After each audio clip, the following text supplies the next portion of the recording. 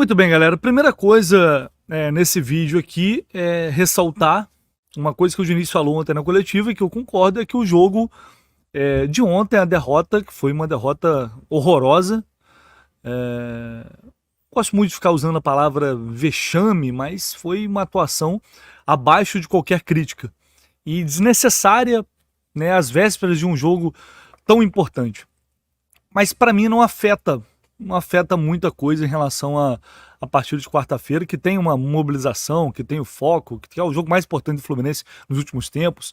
A derrota pro Cuiabá, ela era até, de certa forma, previsível, porque era um time reserva, quase todo reserva, fora de casa, muito calor, enfim, tem uma série de questões aí, porque o Fluminense também fora de casa não ganha há mais de 120 dias, 170 dias no Campeonato Brasileiro, pelo Campeonato Brasileiro. Então, não chega a surpreender.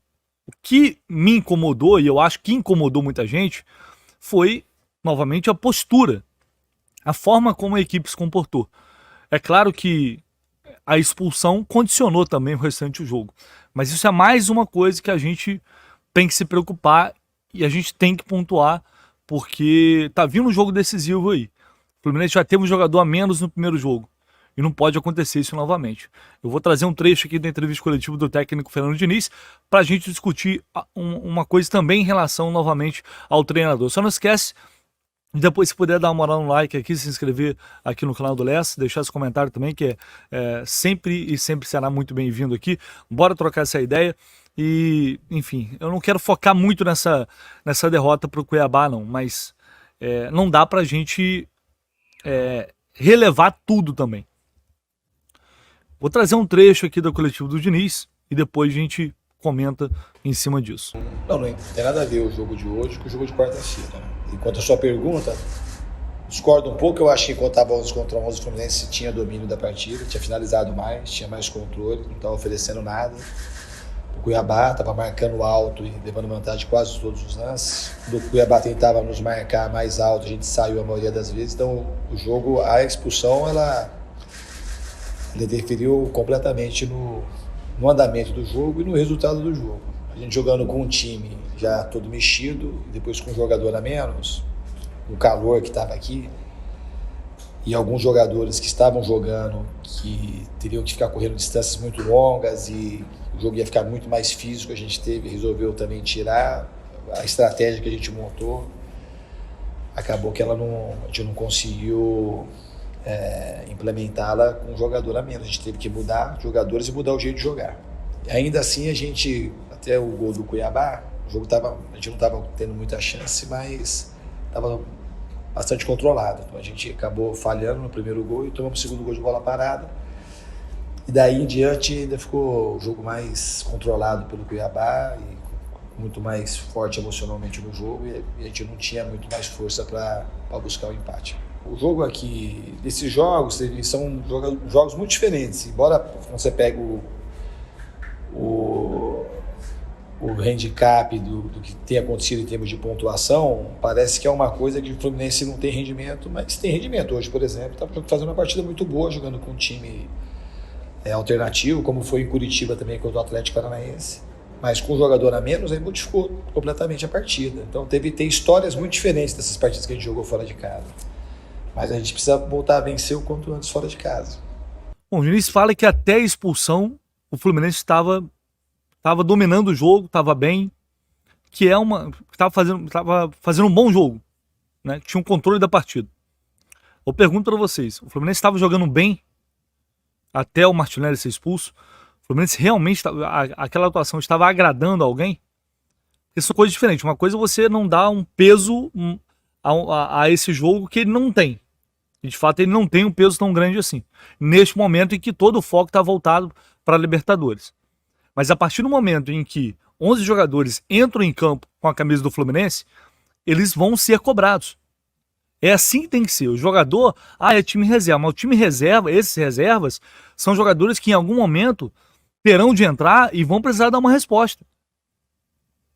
Então, a partir disso, primeiro, novamente o Diniz vai numa linha na coletiva em que fazendo uma análise que ninguém, eu acredito, ou pouquíssimas pessoas vão concordar com essa análise depois da atuação horrível de ontem. Foi uma atuação horrível. Foi assim, de doer os olhos. Poderia ter sido pior. O Fluminense poderia ter levado 4-5. Porque, para mim, a escalação do Thiago Santos não faz muito sentido como um terceiro zagueiro. Depois entra o Felipe Andrade, ele também no segundo tempo. E com as substituições, o time ficou uma bagunça ainda maior. E quem sai no intervalo, um dos jogadores que sai no intervalo, é Léo Fernandes. É um jogador que gerou uma expectativa muito grande, já é normal que o torcedor tenha expectativa. Por isso é sempre bom ter um pouco de pés no chão. Quando o cara joga bem, ele não tem que ser titular no outro dia. E quando joga mal também não tem que ser afastado. Mas ontem a gente teve uma noção melhor porque o Léo Fernandes não teve mais oportunidades recentemente. Porque falta entrega na marcação, porque falta intensidade. E ficou exposto publicamente pelo próprio Fernando Diniz. E ele sai no intervalo. Por quê? Porque estava trotando, em vários lances, o Léo Fernandes estava trotando em campo. E é isso aí que a gente tem que combater. Não dá para ter uma postura dessa. Não só ele, o Danielzinho também não apareceu no jogo. O Johnny Gonzalez é uma contratação que ela não faz nenhum sentido, ela não tem cabimento. O Johnny Gonzalez pro Fluminense 2018, esse Johnny Gonzalez já não faria sentido. Imagina para agora. Ah, ele ficou isolado, realmente ficou isolado. Mas não dá sequência às jogadas, não tem a menor condição. E entre o Lelei também não muda muita coisa. Então não, Diniz, o Fluminense não fazia um bom jogo. O Fluminense não fazia um bom jogo. E não estava dando pinta nenhuma de que iria vencer o jogo também. O jogo começou equilibrado, ruim e tal, mas depois o Cuiabá aos poucos foi tomando controle. E por que não é possível reconhecer quando o time não joga bem? Por que não é possível reconhecer quando às vezes a estratégia não dá certo? Quando o time, a escalação pensada não dá certo?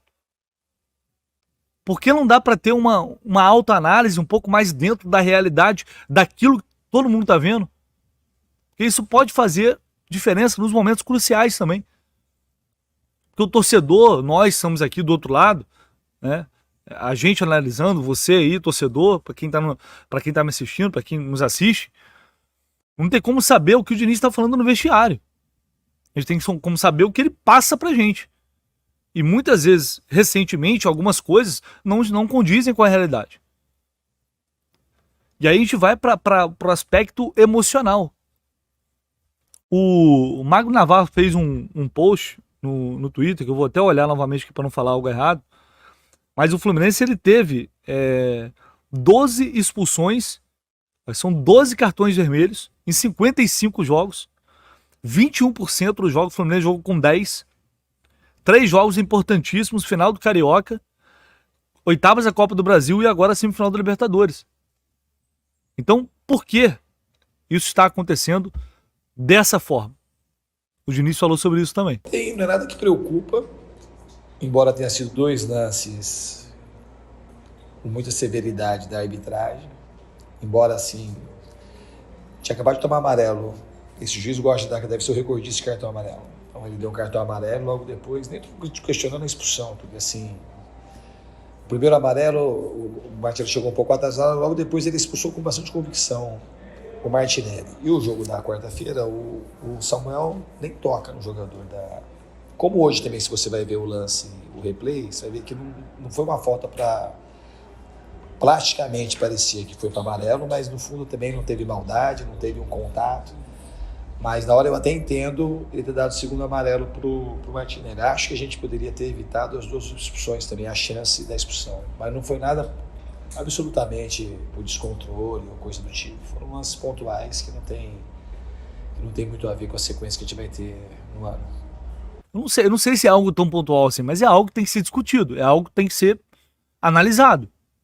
Falta inteligência, é um excesso de vontade, não dá para colocar só na conta de que a arbitragem é rigorosa. Não dá para colocar, porque não é nem 2 expulsões, nem 3. São muitas expulsões. Isso é muita coisa. Então, novamente, pensando no jogo mais decisivo, quarta-feira, é algo que a gente tem que se preocupar. São coisas que a gente precisa pontuar. Porque não adianta só dizer, ah, o time reserva, não importa. Como não importa? É um jogo de Campeonato Brasileiro. É claro que importa. Não importa mais que o de quarta-feira. E não vamos fazer uma tempestade no copo d'água. Ok, estamos analisando o que aconteceu ontem, agora é pensar no jogo de quarta-feira, que é, obviamente, o jogo mais importante na história recente do Fluminense. E é claro que isso tem um peso completamente diferente, e os jogadores também vão ter um foco diferente. Agora, quem tem que estar pensando só na quarta era quem não jogou, era quem não estava lá. Quem entrou em campo tem que entrar e jogar futebol, tem que pensar no jogo sim. Eles estão ali para isso. E ontem o Fluminense foi inseguro, foi às vezes apático, foi um time que combateu pouco, que não está dentro das características desse time. Perdido em campo, alguns jogadores dispersos, principalmente o Léo Fernandes. Diogo Barbosa fez uma atuação muito ruim. Johnny Gonzalez, Danielzinho, David Braz, meu Deus do céu, Martinelli. Então assim, não dá para ir só time reserva. Ok, passou, vamos focar na quarta-feira, mas algumas coisas servem sim para ligar ali o sinal de alerta e refletir. Algumas coisas o Diniz precisa refletir para o bem do Fluminense, que é o que realmente importa. Deixa aí o comentário se você concorda, se você discorda, seu like, é sempre muito importante. Compartilhe os vídeos aqui do canal. Tamo junto e em breve a gente volta com muito mais informações por aqui. Agora, foco, energia, enfim, tudo voltado para a próxima quarta-feira. Valeu, galera, abraço.